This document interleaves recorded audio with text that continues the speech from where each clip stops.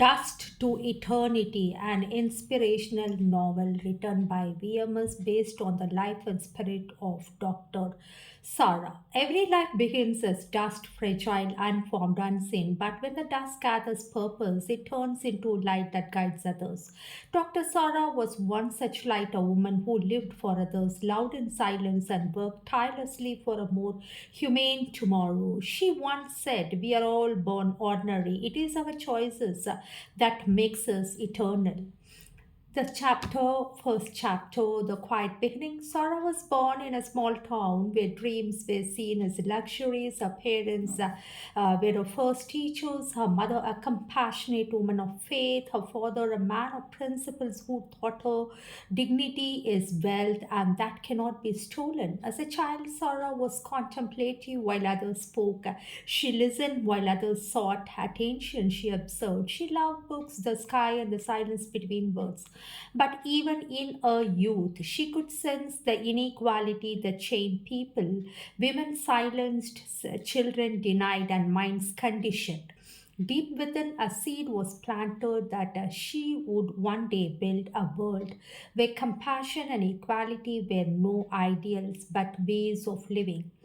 The next chapter, The Healer's Path, Sarah chose psychology not as a profession but as a calling. She wanted to understand the human mind, not to control it but to heal it.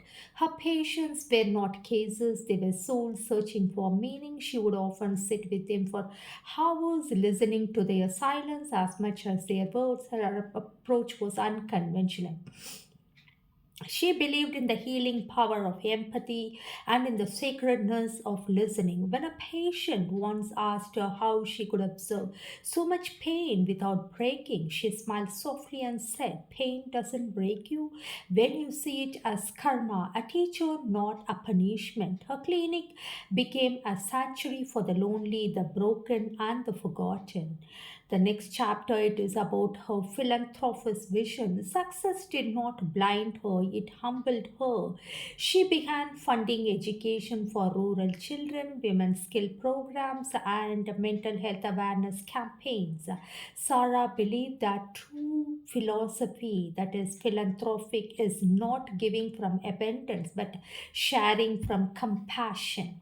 She often traveled to villages, walking barefoot on dusty roads, teaching under trees, talking to young girls about self worth and education. She didn't speak from a pedestal, but she spoke as a sister, a friend, a guide near to them. Her dream was not of wealth or recognition, but of a morally awakened India where every citizen lived with dignity, ethics, and emotional strength. The next chapter it is about the academic flame. At the university, she was known not just for her intellect but for her aura. Students called her the mind whisperer. Her lectures on moral psychology, karmic cycles, and emotional intelligence transcended the syllabus.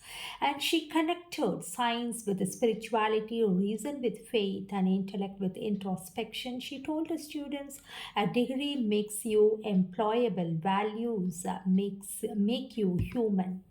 Her search on the Indian psyche and moral evolution gained international acclaim as she never chased awards, for her education was a sacred service, not status.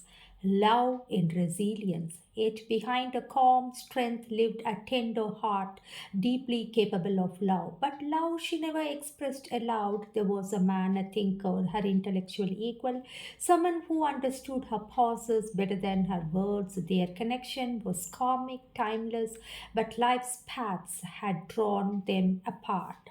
They shared no promises, no touch, no confessions, only a profound silence that transcended desire. She believed that some souls meet not to possess, but to awaken each other.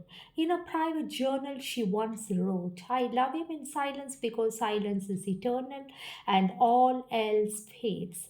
Her longing became her strength, her love, her meditation.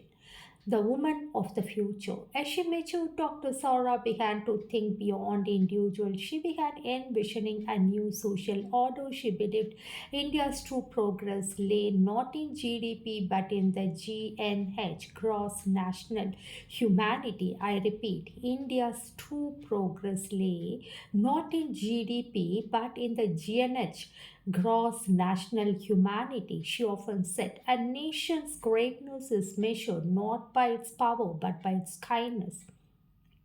Her writings proposed educational reforms that combine moral psychology, sustainability, and cultural empathy, a curriculum that shaped not just minds but consciences.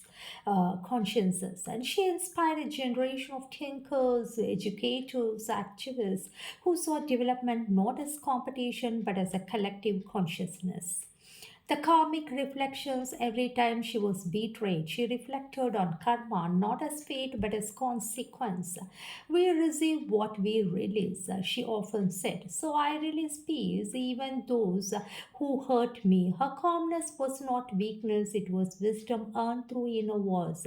She practiced self restraint, the hardest form of strength, though she longed for companionship. She knew her mission was greater than her emotions. Her solitude became her sanctum, a space where she transformed longing into light, emotion into energy, pain into purpose.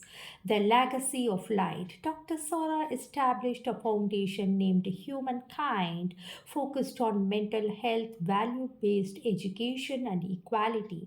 She trained teachers to teach ethics through empathy, not fear. When people praised her, she smiled humbly and said, I'm just dust, but dust that chose to raise.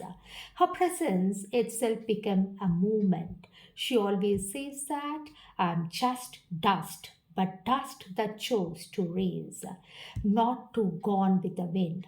Her presence itself became a movement. Her students went on to become healers, educators, reformers, carrying a message forward. Epilogue Dust to Eternity. In her final days, Dr. Sarah wrote her reflections in a book titled Dust to Eternity. It was not an autobiography but a spiritual manual teaching that the greatest power lies in purity, perseverance, and peace. Her final words read, to live righteously is to walk alone without bitterness. To love silently is to serve the soul's purpose. To rise from dust is to embrace eternity. When she left the world, there were no monuments, no marble graves, only hearts illuminated by her kindness and minds awakened by her vision. The moral essence Dr. Sarah's life teaches us that righteousness is not rigidity, it is awareness to lead a noble life. Think deeply, act kindly, and live truthfully. Seek progress without losing purity. Let emotion refine you, not rule you. And for those who live with compassion, never die. They turn dust into eternity. The end.